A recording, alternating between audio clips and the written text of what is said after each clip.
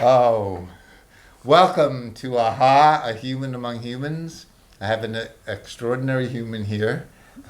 His name is Jack Apfelbaum. Can we tell them how old you are? Sure. Tell them. I'm 88. Wow, and you watching, anyone watching, we will be as healthy and as basically decent a human being at 88 as you are. Thanks, Michael. And Only you could say that. That's true. Many, they all say that behind your back. Now, we could ask Jack what the secret of his success is, and maybe we will at the end of the show. But for this show, Jack has written a book, Thoughts from the Sweatlodge. Right. And we can't advertise, but they can at least see this on Amazon, right? Sure. Should Yeah. we both hold it up? Yes, we can both hold it up. Thoughts from the Sweatlodge. Woo. Let's see where we're going. Right there. Yes. And these are why don't you tell us? Okay. I live in Littleton, Massachusetts, about 30 miles west of Cambridge here. Nice little town. And I write for the local paper, The Independent. And I write a column called Thoughts from the Sweatlodge. And the title came along because the first story I wrote, I was sitting in a sauna after skiing all day, being very drained. And that sauna so revived me, put so many thoughts in my head. I got to write this down. Wow. So that's just, Oh my! I Beginning. meditate in the sauna myself, and You I do? bring Well, a that's a notebook in, even though that's it's a good- wet, because that's I a good would write place. down the thoughts. yes. So, and why don't you explain to the audience how this particular show, the genesis of it, This show? Yes. I don't know. I mean, having you here with me. Oh, well. what you wanted. I gave Michael being a longtime friend of mine, of ours really, this book, Thoughts from the Sweatlodge. And I asked him if he could read one of the stories. I was so impressed with his reading, I said, Michael, perhaps we can put the whole thing on tape or on CD. Would you please do it? Wow. Something's happened here. The picture in front of us is gone. So what do we do? Something's happened, at least on our screen, maybe not yours. Yeah, so you're going outside? Is that what you're trying to do? No, nothing at all. Not at all. Okay, so why don't we just press, what are we trying to do then? I didn't do anything. Okay, so we just want to go back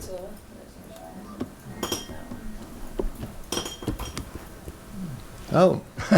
Well, here we're back again. Thank you. Hello, hello, hello.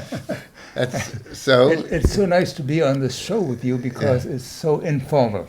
Mhm. And I like that. Oh, good. You just got an example of informality, whether you want it or not. Hi, Elizabeth. Hi, Gail. So you were impressed with my reading of your. Your reading was so marvelous. I said to Eva, my wife, perhaps Michael could read the whole thing onto a CD, and then we could give it to my daughters, give it to friends, etc. Maybe even sell it, possibly. Wow. Who knows? Oh, I didn't know that part. Yes. So I could make a little money. Yes. After all, at my age, money is a good thing.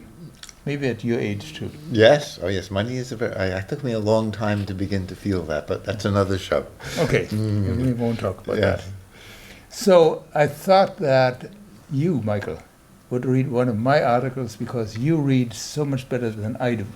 So would you read the article called At the CCC Cafe?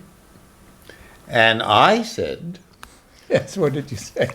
because this is Jack's work, and I love his writing, and I love his way of reading too and talking. I said, Jack, I'd be happy to teach you how to read this as movingly as you can. So I had my first acting lesson, Yes. reading my own story. Yes, so we came, and we might share that with you now. We're going to, Let's do. yes, so we're going to start with, and we'll eventually read the article, promise, but we might just work on sharing with you what happened when Jack began to learn to read this supposedly the way I do. I love the way Jack does anyway. But anyway, so why don't you start reading this and we'll see what. Okay. Okay. Okay. I'll be your coach. All right, very good. At the CCC Cafe, often after an intense 1.5 hours of instruction and concentration, trying to play the right notes on my recorder, trying to play the music in time with the correct emphasis and the proper tonguing, I feel drained and tired. So I visit Michael. I think you're on a roll. Keep going. If you want anything from me, you can ask me. But I love the I way want you to read. read. You want me to read this? Okay, I will read it too.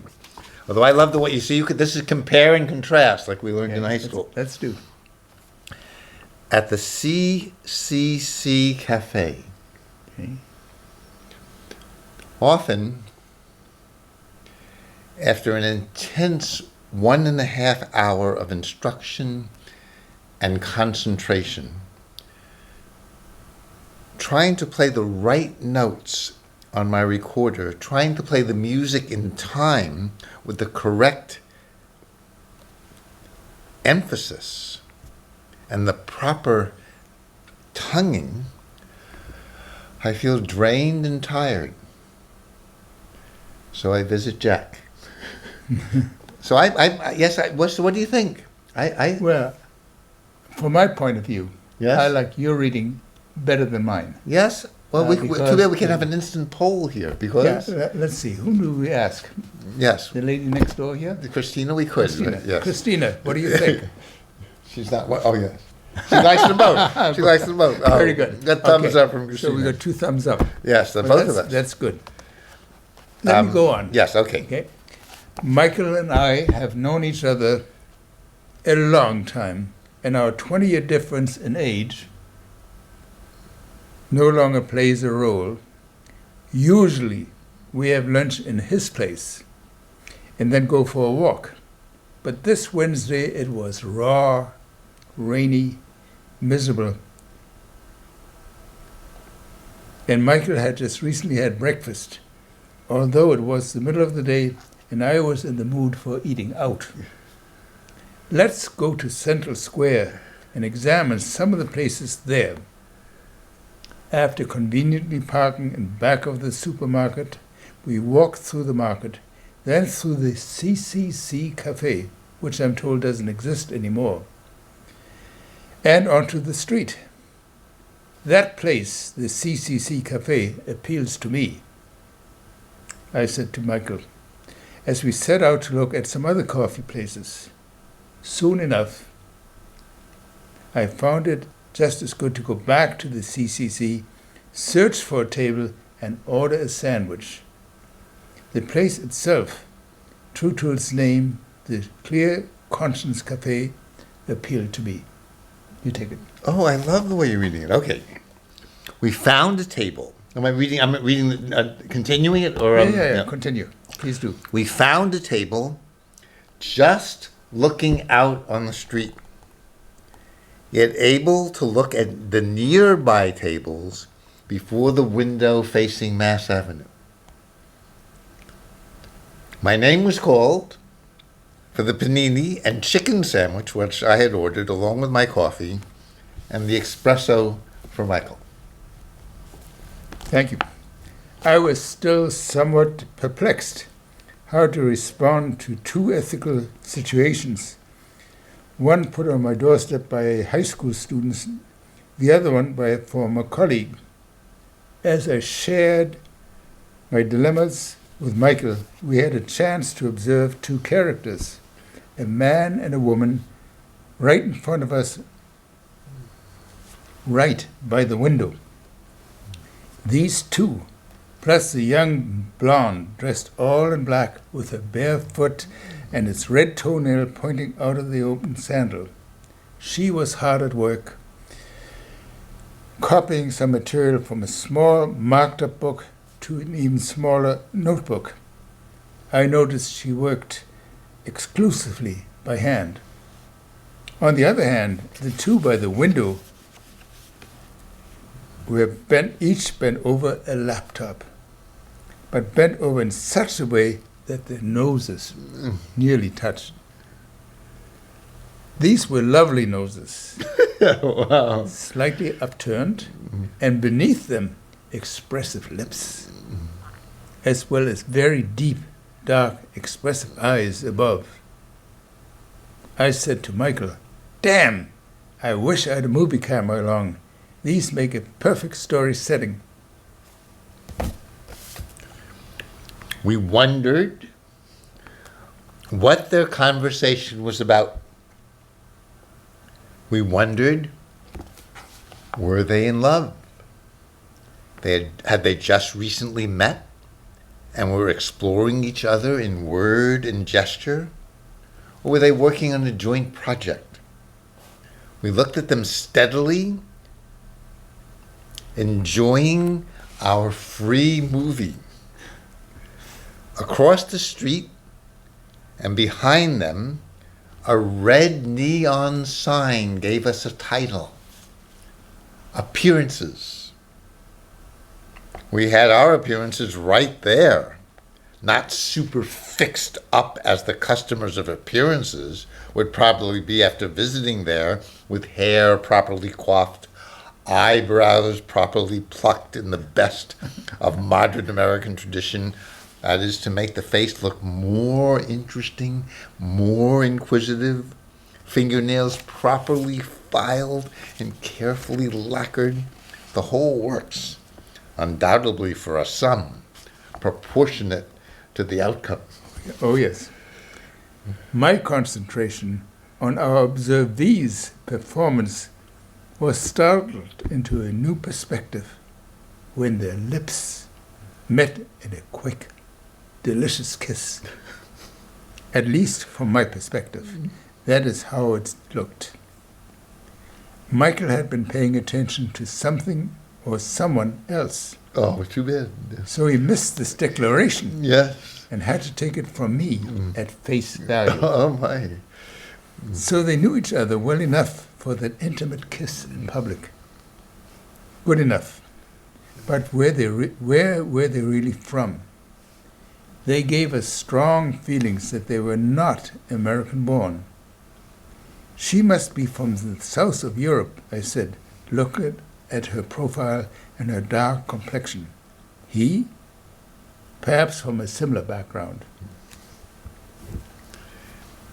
Eventually, Mike had Yes, the you. guts to ask them very politely. We were wondering, where are you from?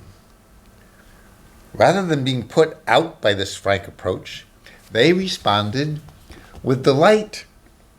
Oh, I am from Germany, said he, and I'm from Iran, said the dark beauty.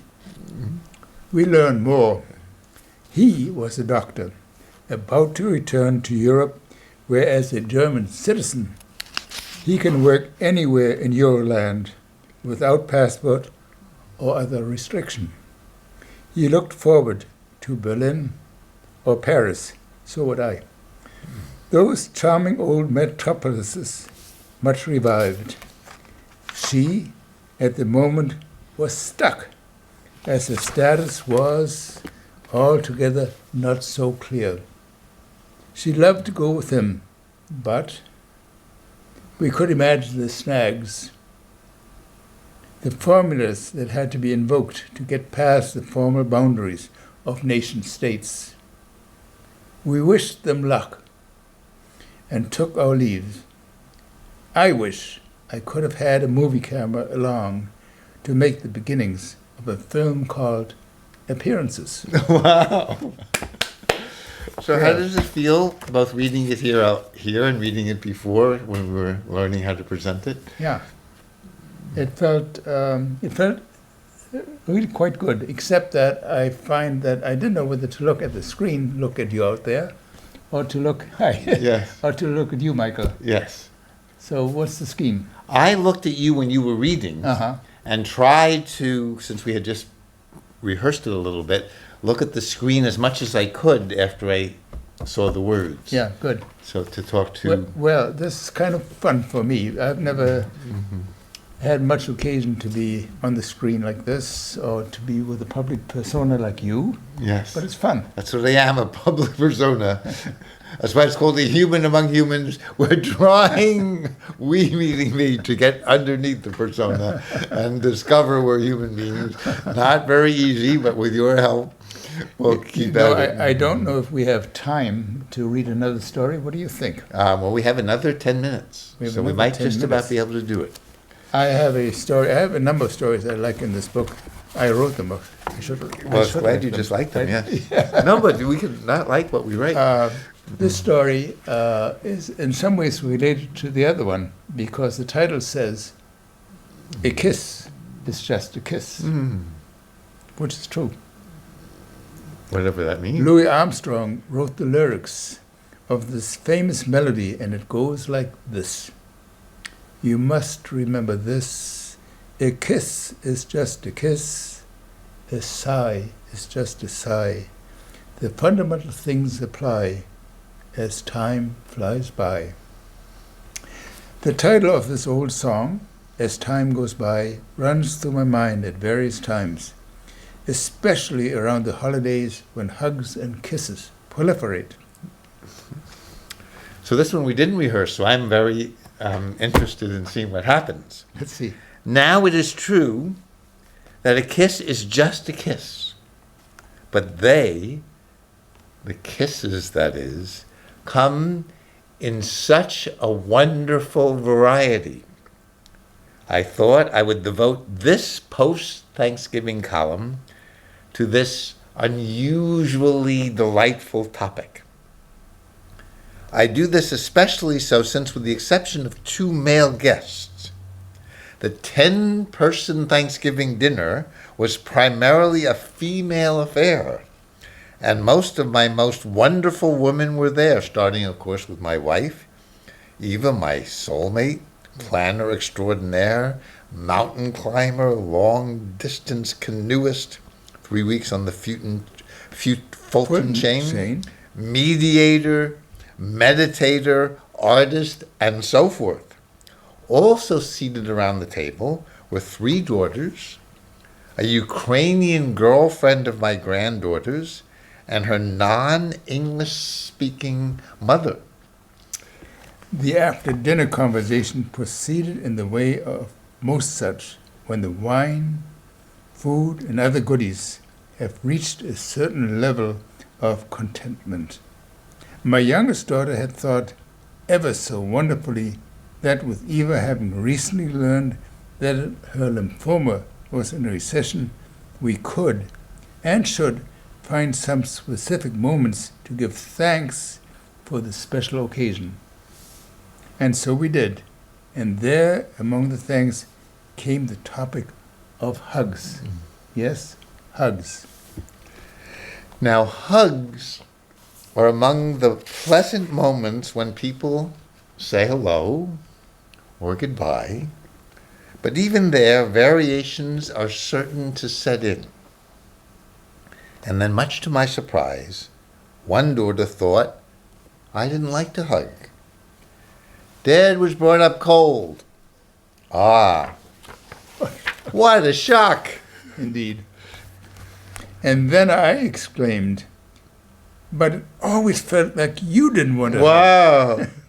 Well, by the end of the day, hugging was Wow. an established phenomenon among us all, including Ina from the Ukraine. Not surprisingly, one does not need English for this occasion. But turning back to our topic of kisses, Willie certainly wasn't stingy with his kisses. But as a dog, he doesn't have many reservations. However, among the various ladies of my acquaintance, kisses come in all forms and shapes. There is the one who is most shy and reticent to the point of nearly avoiding it, much drawn up in a thin line, face partially turned away. Then there's the real smooch. It's an all-encompassing thing, one that leads to thoughts not to be revealed here. not even to be revealed to one's inner thoughts. But there is always the man part in a man's body. I love the way you read that. Then, too, there's the friendly kiss, lips protruding. Never mind the lipstick, planted on one's face. If, afterwards, there's a faint feeling of a waxy impression on one's face, it pays to have Kleenex, no, not a handkerchief, available to remove that waxy feeling. Of course, with men nowadays, it is no longer difficult to hug with the guys. In the Thanksgiving Day crowd, it was, as usual, a pleasure. But before I go on and wax and wane more about the subject, I have got to refer to my file on the subject. Well, the file is located on everyone's favorite research engine, Google. It is easily found under, say, the art of kissing. The first line reads, Listen to this. Smooch. Yes, the site is dedicated to the art of kissing. Much information, some valuable, some not, can be found on this site, and I leave it to you to explore further. But before leaving it, have a good look at the sidebar and its navigation links. Then we read some of these examples. How to French kiss. My wife, coming here from France at the age of 14, tells me she was almost immediately asked about this primal topic. Next link. How to get the boys to kiss you. Next link. Kissing FAQ. Kissing facts. As a senior, I notice a curious, or perhaps not so curious, omission, given this culture's ancient morality. There isn't any link to seniors kissing. oh my, well, stay tuned. Let's see what happens. But as much as kissing is an art, as well as a human need, there is also the artistic side to this topic. My favorite art piece devoted to this topic is Gustav Klimt's large-size painting simply called The Kiss. It is aptly described as a fascinating icon of the loss of self that lovers experience. Indeed. I recommend this painting to you for study, for reflection, and eventual performance. But for pure and innocent joy, do look up that famous VJ Day photograph by life photographer Alfred Eisenstadt. It captures the high moment of that longed-for day by those who lived through World War II. It shows an American sailor, white-capped and in black sailor uniform, kissing a young nurse, all dressed in white, her body bent backward as she receives this solid kiss from an apparent stranger in the middle of Times Square. This time it is not romantic, but full of joie de vivre. Oh, you said that beautifully. Yeah. So we might nonchalantly say, a kiss is just a kiss. But we must ask ourselves, is that really true? Wow. Thank you. Wow. I'm going to cry. Oh, that was good. Such a hug. A little kiss on the ear. Is that allowed on television? Yes, we're only not allowed to do two things. That's not one of them. So we only have a minute and a half. I'd like to just, why don't you say goodbye to our audience by letting them know how you feel about reading both this one aloud and if you like the first one. Well, I hope you enjoyed the reading that Michael and I did. I hope you enjoyed the story itself. I had a lot of fun writing the stories. I wake up typically around 3 o'clock in the morning and a story pops into my head. And then the next 7 days I write it and rewrite it. There are about 150 stories in my book. No, well, about that, I don't know exactly. Here it is, thoughts. And it is available, if I may say so, Well, we on can't, both. we can't advertise, but we can say they can at least see the picture of this Okay. book on Amazon. On Amazon, you can see the picture. So there you go. And how does it feel, and what does it feel like hearing it this evening?